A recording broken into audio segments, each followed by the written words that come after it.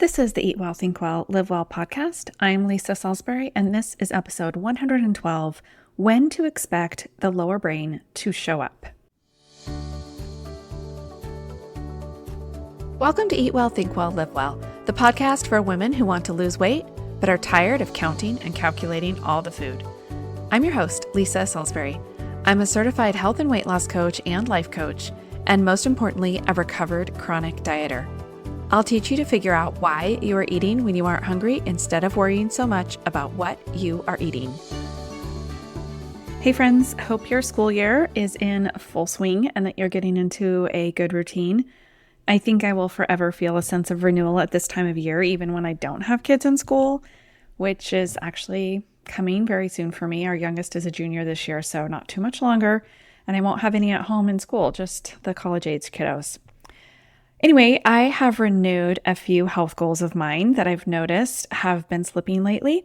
One that I mentioned before comes from Dr. Mary Claire Haver. She's a menopause expert, and I think she's a great follow on Instagram.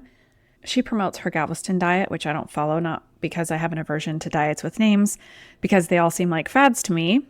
Okay, that's actually kind of the reason, but just because I don't think we need to name our diets, much like I talked about 2 weeks ago on the episode about finding your forever way of eating. I like to pull ideas I think are valuable and health promoting from different diet plans and incorporate them into my own way of eating. So those two things that I like from her plan are getting 25 grams of fiber every day and limiting added sugars to 25 grams per day. So easy to remember, both are 25 grams, although with fiber, it would be great to be over, and with sugar, that would be the top limit. So as I've been thinking about this again, I, just like you, have cravings to deal with and thoughts that seem to want to self-sabotage me. A client last week had made a list that she shared with me, and it was called, When I Can Expect the Lower Brain to Show Up. I thought it was a brilliant way to say it, and that's exactly what I'm going to talk about here. Your cravings, those self-sabotaging thoughts, and just generally thinking that you're never going to get all this come from the lower brain. When I was pregnant with my last baby, I was trying desperately to potty train my toddler. So this is like a random story that I will relate, don't worry. But I lived in Reno, Nevada at the time, and we just went to a private practice pediatrician. And when I would call with questions, he would call me back at the end of the day or lunch break or whatever. It was like way before the doctors were emailing and stuff like that. So I got so fed up with trying to potty train this child, and I was feeling so panicky that I wouldn't succeed before the new baby came that I called for advice. So one of the primary problems was that she would have accidents as soon as I would lay her down for a nap. Like she would be totally fine all day, and then I'd lay her down for a nap and the nap would be ruined because she was wet. And I will never forget what he said.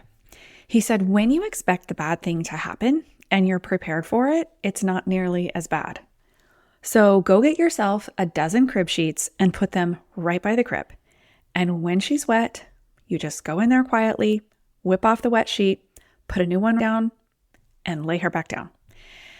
There were several more parts to this conversation and advice and other strategies and things to do, but just the idea of expecting her to have accidents and have problems with potty training and just being prepared for it made it so much easier to deal with.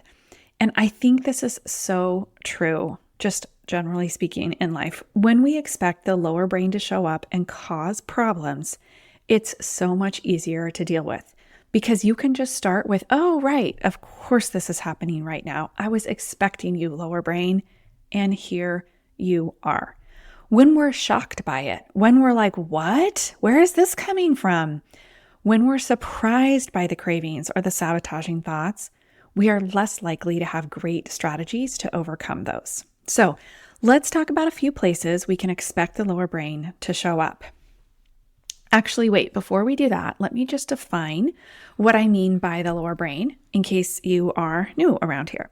For simplicity's sake, I divide the brain into two portions, the higher part and the lower part. Your higher brain is the human part that makes all the good decisions based on your future self. This is the part that can plan ahead and has your best interests in mind. This is the part we want to make our food decisions from. Your lower brain is your animal brain or your toddler brain. This is the part that functions on habit. We delegate a lot of tasks to the lower brain for efficiency, and that is great. We don't want to not do that. It's actually good. We don't actually want to have to think through with our higher brains all the intricacies of, say, getting ready in the morning. You want to brush your teeth and blow dry your hair on autopilot so that you can actually be thinking about other things. But this is sort of a bad part of the brain to be in charge of eating, because not only does this part function on habit a lot, but also it wants to be satisfied immediately. Remember how I said I also call this part of the brain the toddler brain? Yeah, it wants what it wants right now. This is where the cravings are really loud, and they want to be calmed by that dopamine that indulging in the food will provide. When the lower brain is in charge of eating, we eat whatever looks good in the moment instead of thinking about how our future self will feel, whether that's 5 years in the future or just 5 hours. And sometimes even just 5 minutes. Okay, so when does this lower brain show up? Here are 7 places I notice the lower brain is going to show up. Some of these are directly from my awesome client and some are mine. Number 1, when I'm feeding the kids. This is a big one for us moms because a lot of times you are fixing breakfasts and lunches for them that are different than what you are fixing for yourself. I also remember when I had littles that I wouldn't always be hungry at the same time they wanted to eat. So you've got food out and it's often highly snackable and highly palatable because you're feeding kids after all and you want them to eat it. And so your lower brain will just suggest you to grab one chicken nugget or to snack along with whatever they are having, regardless of your hunger level. Number 2, cleaning up a meal. This is a big one if you have an aversion to wasting food. Your lower brain is going to remind you not to be wasteful. Just grab those last few bites of mac and cheese or that half a roll the one kid left. Or maybe while you're putting away leftovers from the pan, your lower brain reminds you this was so good. Have a few more bites right out of the pan. It won't even count. Number 3 is transitions. This is a big one for me. I've talked about transitions a little bit on the podcast before, but it's been like a year. It was my episode with Jody Moore. But transitions are just subtle changes of scenery or roles. So this would be like if you're transitioning from being at work to coming home, or having kids home and then having them leave. So you're transitioning from being like mom to woman at home, or working woman to mom, or work to spouse. Like anytime we have that kind of transition, anytime there's a change like that, it's a transition for the brain and can be a little bit uncomfortable. And a little snack will ease that little discomfort. Have you ever noticed that the first place you go to when you come home is the kitchen? Even if you're not hungry or it's not mealtime? So watch for this. I also notice that when I go to get in the car, my lower brain thinks I need a little snack to take along. And I think it's because of the transitioning happening there. Okay, number 4 is social events. This depends on how introvert or extrovert you are. Social events can really trigger that lower brain to kick in. You may feel inclined to have something in your hand all the time, or maybe you feel pressured to eat because everyone else is. Maybe you think you need to try everything on the table and have a bite of everything because of who ordered it or who made it. There's all kinds of different things. These social events can encompass a lot of different situations. So just watch for that at your social events. This can totally be the lower brain encouraging you not to feel uncomfortable by your surroundings, but also with whoever is involved. So it might be social events with certain people and not with others. So this one's a little bit vague because it will depend, like I said, on how introvert or extrovert you are. Okay, number 5 is when something unexpected happens, like a teenager or a spouse brings home candy or decides to make popcorn or brownies. This is an interesting one because I've definitely had this experience where one of my kids will want to make cookies and I am not hungry, or I just know that I don't need that today. And I still eat one because I don't want them to feel bad. Mom, do you like it? Did I do a good job? Right? So of course I want to eat that. My lower brain convinces me that I should. Another unexpected one is if somebody drops off a treat. If you have any neighbors or just friends that are like, oh, I made cookies and drop them off. I'm sure you've had that, or somebody brings food into work that you weren't expecting. Those kinds of things can feel really awkward because you're like, oh, well, I wasn't expecting to eat that. And now I've already eaten my lunch and now you're presenting me with a whole nother lunch. It can really be triggering for that lower brain to be like, just eat it. So watch for that. Number 6 is when you have strong negative emotions. So this can happen anytime during the day, really, but it's probably honestly the biggest one because my lower brain is really loud here. When I'm uncomfortable because of sadness or frustration, anxiety, discontent, as Shonda Rhimes says, food works. You just spackle a little chocolate cake on that and it smooths in all the cracks, and it does work to make you feel better. So of course the lower brain is going to suggest a snack when you have these strong feelings. It diverts away the attention from that strong emotion, and it does create a little bit of dopamine and helps you feel better. One of the issues with this one in particular is if you have a really tough 6 months, or you have a situation where, you have a really stressful project at work. When you have these like long-term stressors, long-term negative emotions, not just a singular bad day or a singular bad event, but long-term stress, this is where this one can really be a challenge, because then we're constantly solving for that stress day in and day out with food, and the lower brain is constantly going to be suggesting that. Okay, number 7, lastly, is when you're hungry. Okay, so all of the previous examples are more about emotional hunger, your lower brain showing up to encourage eating to solve for another problem. But one of the main times we see the lower brain enter the picture is actually when you are hungry, and especially if you're very hungry without a plan. When you are hungry, it's kind of the worst time to decide what in the world you want to eat. If you allow the lower brain to be in charge here, you may not be making the best decisions regarding your future self. Like I said at the beginning, I have kind of been slipping on some of my health goals and just reasoning out that I'm mostly eating healthy and I'm fine. Everything's fine. But when I was journaling about this recently and really deciding what I wanted to work on, I realized that neglecting my fiber intake was not being true to my ultimate future self goals.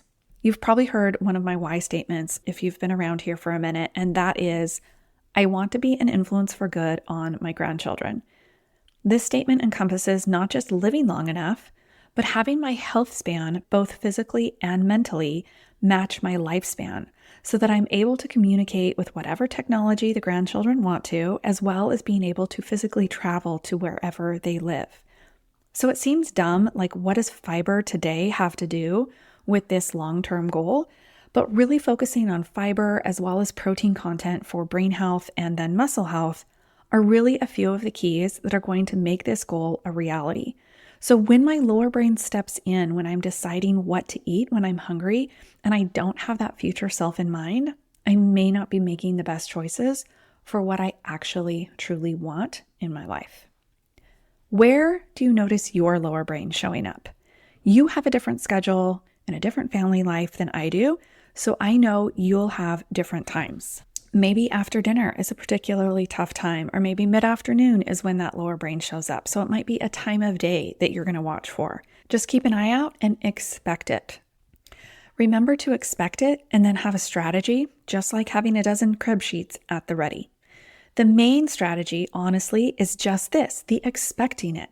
When you expect the lower brain to suggest a food that's not in your best interest, it's much easier to say no. And then other strategies are going to be situationally dependent. So for my client that created this list, we created strategies for each different situation. For example, for cleaning up a meal, she decided that she would have each kid dump any extra food on their plate themselves instead of her clearing all the plates and then wanting to nibble on those last few bites of pasta.